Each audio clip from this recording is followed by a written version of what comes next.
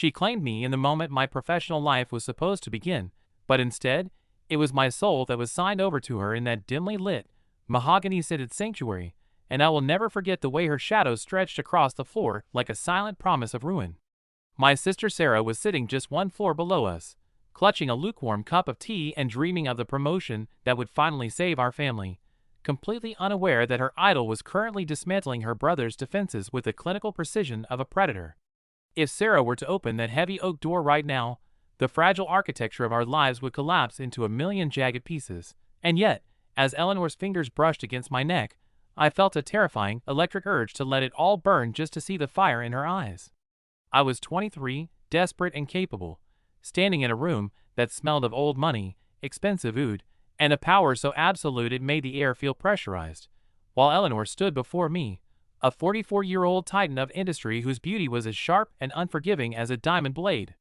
The interview had started normally enough, or at least I had tried to convince myself it was normal as I sat in the plush leather chair, clutching my resume like a shield. Eleanor sat behind a desk carved from a single piece of dark wood, her tailored blazer framing a silhouette that commanded the entire room. She didn't look at my credentials. She looked through them, her amber eyes searching for something far more volatile than a degree in finance. "Your sister speaks highly of your potential, Evan," she said, her voice a low, melodic vibration that seemed to hum in the very marrow of my bones. "But Sarah is soft. She believes in merit. I believe in something far more ancient." She rose from her chair with a fluid, feline grace, walking around the desk until she was standing directly in my personal space. The silence of the house was punctuated only by the rhythmic drumming of the rain against the tall windows, creating a sense of isolation that was both intoxicating and lethal. When she reached out to adjust my tie, her knuckles grazed the sensitive skin of my throat, sending a jolt of raw, unadulterated lightning through my system. It wasn't an accident, it was a declaration. The tension between us was a physical weight, a thick, suffocating veil that made every breath a deliberate act of rebellion. "In this company, secrecy isn't just a rule, it is the atmosphere we breathe," she whispered, her face so close to mine that I could feel the scorching heat of her skin. "There is a world outside these doors, and then there is the world I create. If you enter my service, the boy who walked in here tonight must cease to exist. You will belong to the mission, and you will belong to the silence."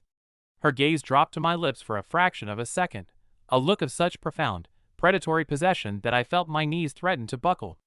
I knew the price of this job. It wasn't just my time or my labor. It was the absolute surrender of my will to a woman who treated people like chess pieces. Sarah's career was the collateral, a debt I was being asked to pay in flesh and loyalty. Every instinct screamed at me to run, to apologize, and find a mundane office job anywhere else, but the magnetic pull of her presence was a gravity I couldn't escape. "Evan, are you guys almost done up there?" Sarah's voice floated up from the foyer, sounding hopeful and innocent, a stark contrast to the dark, sophisticated madness unfolding in the office. The sound made my heart leap into my throat, a cold shock of reality that reminded me exactly what was at stake. Sarah had worked for Eleanor for 5 years, worshipping the ground she walked on, seeing her as the mentor who would lead her to the top. If she knew that Eleanor was currently marking me as her own, she would be devastated. Eleanor didn't flinch at the sound of Sarah's voice. Instead, she smiled, a slow, dangerous curve of the lips that told me she enjoyed the proximity of the risk. She reached into the pocket of her blazer and pulled out a small, ornate silver key.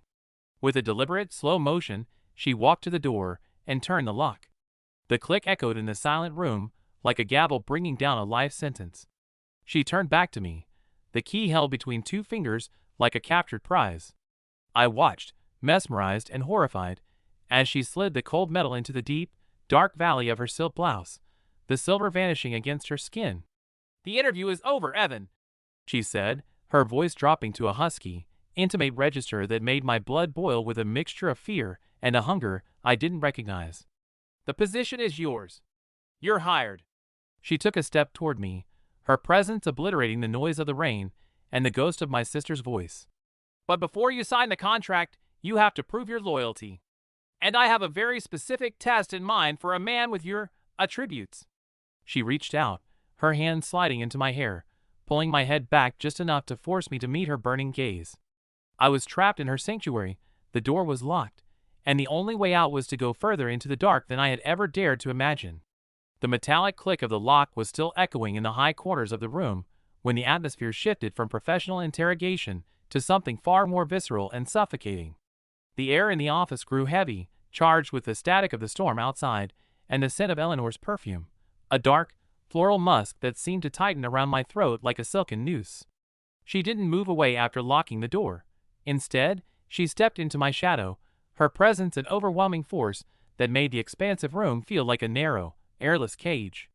The silver key, now hidden beneath the fabric of her blouse, was a silent sentinel of our new, illicit reality, a physical piece of evidence that I was no longer a guest in her home, but a participant in a game whose rules were being written in the dark. I could feel the heat radiating from her body, a scorching contrast to the chilled air coming off the rain-streaked windows, and as she reached out to trail a single finger along the line of my jaw, I realized that the loyalty she demanded was a currency I wasn't prepared to spend. My conscience screamed at me to think of Sarah, to think of the years of trust and the shared dreams of our family, but as Eleanor's eyes locked onto mine, I felt the treacherous pull of a gravity that had no interest in morality. The intimate silence was a fragile glass dome, and it shattered the moment I heard the rhythmic, muffled thud of footsteps on the stairs. Sarah was coming up. My heart performed a frantic, jagged rhythm against my ribs, a cold sweat breaking out across my brow as I stared at the locked door. "Evan? Eleanor? I'm coming up with the documents Sarah forgot in the car." Sarah's voice was closer now, cheerful and unsuspecting, the sound of my childhood and my responsibility clashing violently against the sophisticated madness of the present. Eleanor didn't flinch. She didn't even look toward the door. She simply watched me, her amber eyes dancing with a cruel, exhilarating amusement at the terror written on my face. She took a step closer, her hand sliding behind my neck, her thumb pressing against my pulse point, measuring the frantic tempo of my fear. "Choice, Evan," she breathed, her voice a low, melodic vibration that made my skin crawl and burn simultaneously. "You can call out to her. You can tell her the door is locked and watch her world crumble when she wonders why. Or you can be my loyal soldier and stay absolutely, perfectly silent." The price of the job was suddenly clear.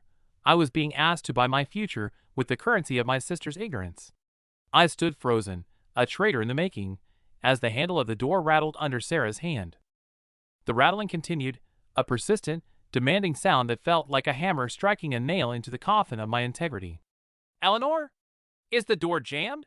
Sarah called out, her voice tinged with a slight, confused concern. I felt Eleanor's other hand slide over my chest, her fingers curling into the fabric of my shirt, pulling me toward her until our breaths mingled in the narrow space between us. The proximity was an assault on my senses, the silk of her blazer, the scorching heat of her skin, and the intoxicating weight of her gaze. I closed my eyes, a silent surrender to the darkness, choosing to be a ghost in my own life rather than the person who broke Sarah's heart.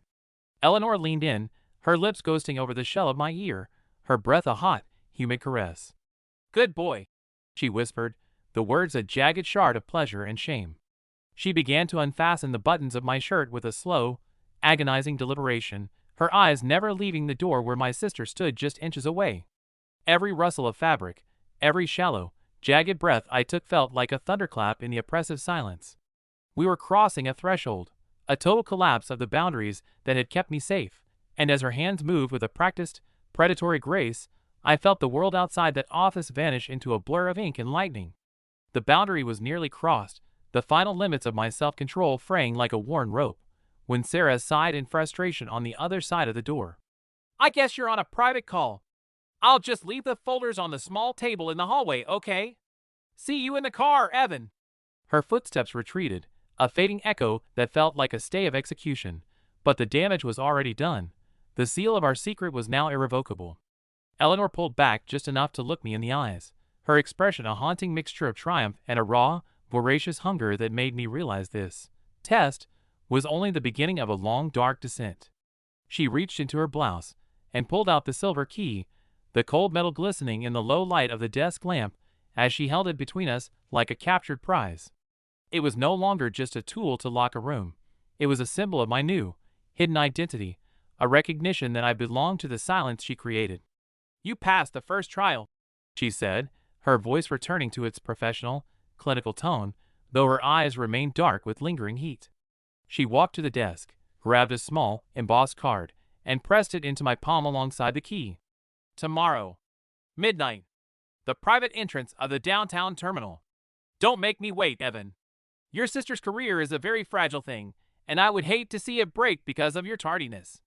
She turned the key in the lock, the sound of final, sharp punctuation to the night, leaving me alone in the shadows with a ticket to a future I was terrified to claim. The mahogany desk felt like a dark, airless tomb, the heavy scent of polished wood and Eleanor's intoxicating, expensive oud pressing down on me until every breath felt like a deliberate act of survival. I was folded into the narrow space beneath the desk, my knees pressed against my chest and my heart performing a frantic, jagged rhythm that seemed to vibrate through the very floorboards. Just inches away, I could see the sharp, elegant heels of Eleanor's shoes, and beyond them, the sensible, worn loafers of my sister, Sarah. The atmosphere in the room was a volatile mixture of professional banality and a hidden, electric madness that made my skin crawl with a mixture of terror and an addictive, soul-crushing anticipation. Sarah was talking about the quarterly reports, her voice filled with a desperate, earnest pride as she thanked Eleanor for giving me this opportunity, completely unaware that her brother was currently a captive ghost in the very room where her future was being decided. The clinical light from the desk lamp spilled over the edge of the mahogany like a waterfall, illuminating the dust motes dancing in the air, while I sat in the shadows, a silent traitor to the only family I had left. The risk of exposure was a physical weight, a suffocating pressure that turned the humidity of the stormy night into a cage, and I knew that if I made even the slightest sound, the fragile architecture of our lives would shatter into a million jagged, irreparable pieces. The conversation above me was a grotesque display of psychological warfare, a midpoint strike that felt like a slow-motion car crash I couldn't look away from. "He's a quick study, Eleanor," Sarah said, her voice brimming with a sister's love that felt like a jagged blade in my gut. "Our mother was so relieved to hear he's working for someone as respected as you. It means everything to us." I felt Eleanor's weight shift in her chair, the wood creaking softly above my head, and then, with a slow, predatory deliberation, I felt her foot slide across the carpet until her heel pressed firmly into my thigh. It was a bold, reckless move, a silent declaration of her total possession over me, while she maintained a perfectly professional tone with my sister. My breath hitched, a cold sweat breaking out across my brow as I struggled to remain perfectly, unnervingly still. The price of this job was no longer just a secret. It was the total surrender of my dignity, and the emotional toll of hearing my sister's gratitude, while Eleanor's touch burned through the fabric of my trousers. I had to choose. I could crawl out, face the devastating fallout of the truth, and save whatever was left of my soul, or I could stay in the dark, endure the exquisite torture of Eleanor's control, and by the career Sarah so desperately wanted for me. I chose the silence, my fingers digging into the carpet, as I accepted the role of Eleanor's hidden shadow. The tension reached a breaking point when Sarah's phone began to vibrate on the desk directly above my head, the sound echoing through the mahogany like a frantic heartbeat. "It's Mom," Sarah whispered, her voice tightening with an emotional weight that made the air in the room feel even more pressurized. "She wants to know if Evan is coming home for dinner. She wants to celebrate." The irony was a suffocating veil, a thick and uncomfortable layer of shame that made the heat under the desk almost unbearable. Eleanor didn't move her foot. In fact, she pressed harder, her gaze likely fixed on Sarah with a clinical, unblinking intensity. "Tell her he's going to be late, Sarah," Eleanor said, her voice a low, melodic vibration that seemed to travel down the desk and vibrate in my very bones. "He has a lot to learn, and I plan on giving him my undivided attention tonight." It was the first confession, a whispered truth hidden in a professional lie, a gesture of absolute authority that told me I no longer belonged to my family or my past. I looked up in the dim light, seeing the underside of the desk carved with intricate patterns that now looked like a cage, and I realized that Eleanor wasn't just my boss. She was the architect of a new, illicit reality where I was the only citizen. Sarah eventually stood up to leave, her footsteps retreating toward the door with a finality that felt like a stay of execution. "Thanks again, Eleanor. I'll see you in the morning. Good luck with the orientation, Evan," she called out, her voice fading as the heavy oak door clicked shut and the lock turned once again. The silence that followed was heavier than the storm, a thick and expectant void that was quickly filled by the sound of Eleanor's chair sliding back. She didn't ask me to come out. She simply waited, her presence an overwhelming gravity that pulled me from the shadows. I crawled out from under the desk, my muscles aching and my face flushed with a mixture of exertion and shame. Eleanor was standing by the window, the silver key from the previous night held between her fingers, its meaning having shifted from a simple secret to a badge of recognition, a physical proof that I was now part of her world. She looked at me not as a mentor or a friend, but as a masterpiece she was in the middle of creating. "You did well, Evan," she whispered, her voice a husky, intimate register that made my blood boil. "You've learned the most important lesson of this office. The truth is a luxury we can no longer afford." She walked toward me, her movements fluid and predatory, and reached into her desk drawer to pull out a sleek, black encrypted flash drive. She pressed it into my hand, her fingers lingering against mine, with a scorching heat that made my heart leap into my throat. "This is your first real project," she said, her eyes burning with a triumphant, voracious hunger.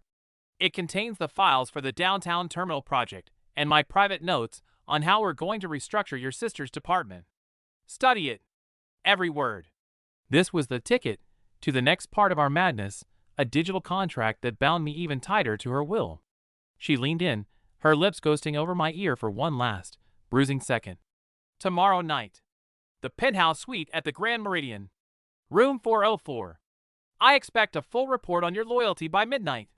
She turned and walked out of the office, leaving me alone in the fading light with a flash drive that felt like a live wire in my hand, and the terrifying knowledge that my descent had only just begun. The Grand Meridian felt like a gilded cage suspended above a city that was currently drowning in a relentless, charcoal-colored downpour, its floor-to-ceiling windows vibrating with the muffled thunder of a storm that seemed to echo the chaos in my own chest. I stood in the plush, silent hallway of the 40th floor, the black flash drive Eleanor had given me feeling like a live coal against my palm, a digital record of the betrayal I was about to finalize. My phone had been vibrating incessantly since I left the office, a frantic, rhythmic demand for attention from a world I was no longer sure I belonged to. I looked down at the screen one last time, seeing a flurry of messages from Sarah. "Evan, Mom made your favorite. Where are you?" And then, "Mom's crying, Evan. She thinks something happened. Just tell us you're okay." The guilt was a physical weight, a jagged blade of ice cutting through the humid heat of my anticipation, but as I reached room 404, I realized that the bridge to my old life was already burning. With a hand that shook despite my resolve, I held the power button until the screen went black, effectively silencing the voice of my family and my conscience. I was making a sacrifice, a total surrender of my integrity for a woman who treated the world like a game of shadows, and as the device died in my hand, I felt the final cord snap, leaving me adrift in Eleanor's dangerous, magnetic orbit. The penthouse suite was an expanse of cold marble and warm, amber light, smelling of rain, expensive scotch, and the dark, floral oud that had become the scent of my obsession. Eleanor was standing by the window, her back to me, wearing a silk robe the color of a bruised plum that shimmered under the chandeliers like liquid shadow. She didn't turn around when I entered. She simply watched the lightning strike the city skyline, her silhouette sharp and lonely against the glass. "You turned it off," she said, her voice a low, melodic vibration that carried no judgment, only a terrifyingly accurate observation. "The noise of the world is a distraction, Evan. To lead, you must first learn to be alone in the dark." I walked toward her, the silence of the room so absolute that I could hear the frantic drumming of my own heart. I held out the flash drive, my fingers brushing against the silk of her robe as she took it from me, a jolt of raw electricity surging through my system at the contact. We stood there in the quiet, two traders in a cathedral of wealth, while the restructuring files on that drive, the plans to dismantle my sister's department and fire the people who had raised her, sat between us like a loaded weapon. Our collision in that penthouse was a desperate, silent symphony of shadows and heat, a frantic unraveling of every rule that had ever kept me safe. We moved together with a jagged, rhythmic intensity that mirrored the storm outside, our bodies finding a language of surrender that bypassed the need for lies. It was a total collapse of the boundary between boss and subordinate, between mentor and protege. In the amber light of that room, we were just two predatory forces seeking shelter in one another's fire. I felt the scorching heat of her skin against mine, the contrast of her silk robe, and the raw, unpolished energy of my own desperation. This wasn't just a physical encounter. It was an initiation into a secret world where power was the only currency and morality was a ghost that haunted the hallways. I was being claimed, marked by her touch in a way that would make it impossible to ever look Sarah in the eye again, and as Eleanor's fingers tangled in my hair, I felt the last of my resistance dissolve into a sea of lavender and midnight. When the storm finally began to soften into a dull, persistent hum, Eleanor pulled back just enough to look me in the eye, her expression stripped of its professional armor for the first time. She looked hauntingly vulnerable, her amber eyes reflecting a loneliness that was deeper than any ocean. "Everyone thinks my life is a masterpiece, Evan," she whispered, her voice trembling with a truth that made my blood run cold.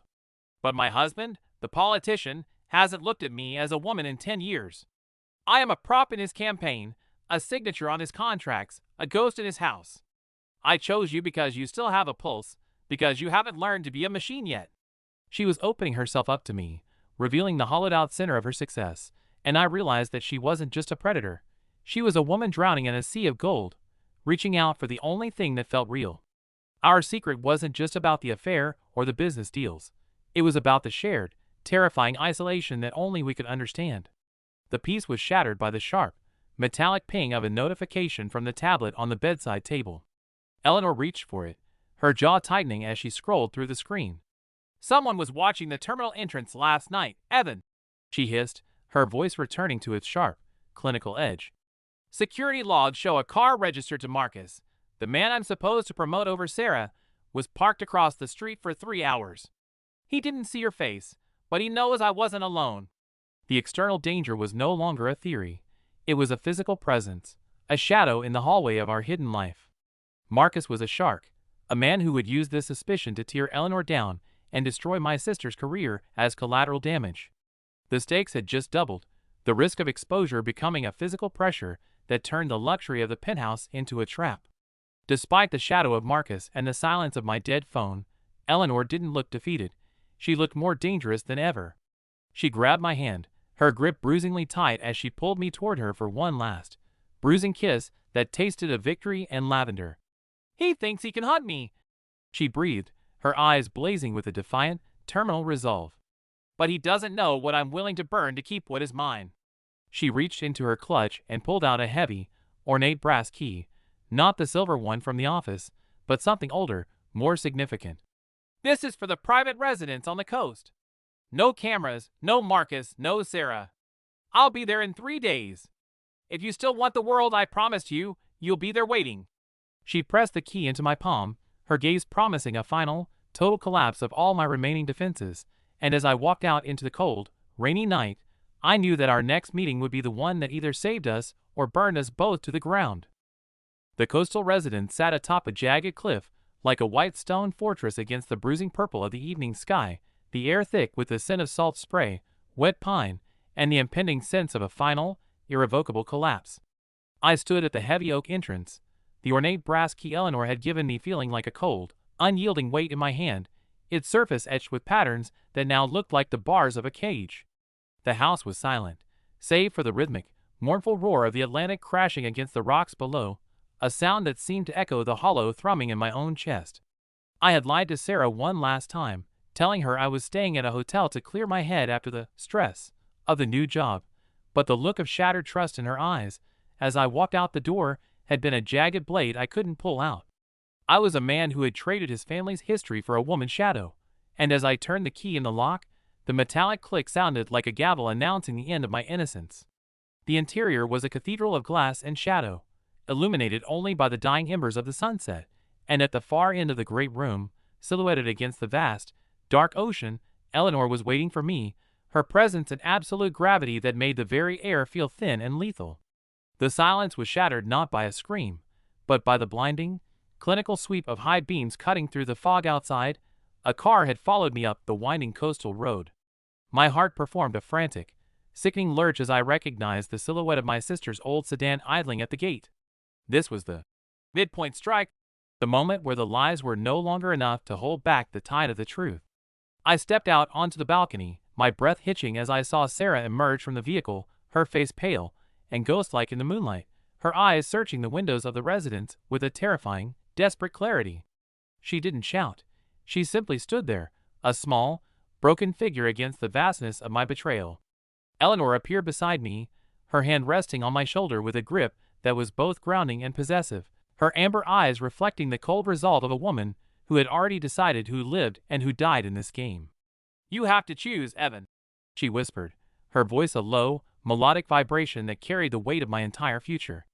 "Go to her and lose everything I've built for you, or stay here and let the silence finish what we started." The price of the hero was a total, public execution of my sister's heart. To protect Eleanor's reputation in my new, gilded life, I had to let Sarah believe she was crazy. I stayed in the shadows, watching as my sister eventually turned the car around, her taillights disappearing into the mist like two fading embers of the life I used to own. The culmination of our descent happened in the master suite, a room that felt suspended over the abyss of the ocean, where the only light came from the rhythmic, white-hot flashes of a distant lighthouse. We collided with a desperate, terminal intensity, our bodies finding a language of absolute surrender that left no room for the ghosts of the people we had hurt. It was a symphony of heat and lavender, a frantic unraveling of every remaining boundary as we pushed into the heart of a darkness that was both a sanctuary and a tomb. I felt the scorching heat of her skin, the contrast of the silk sheets and the raw, unpolished energy of our shared rebellion, a rhythmic struggle that felt like a baptism in the fire of our own making. We were no longer boss and subordinate, or even lovers. We were two predators who had burned down the world just to have a place to stand together.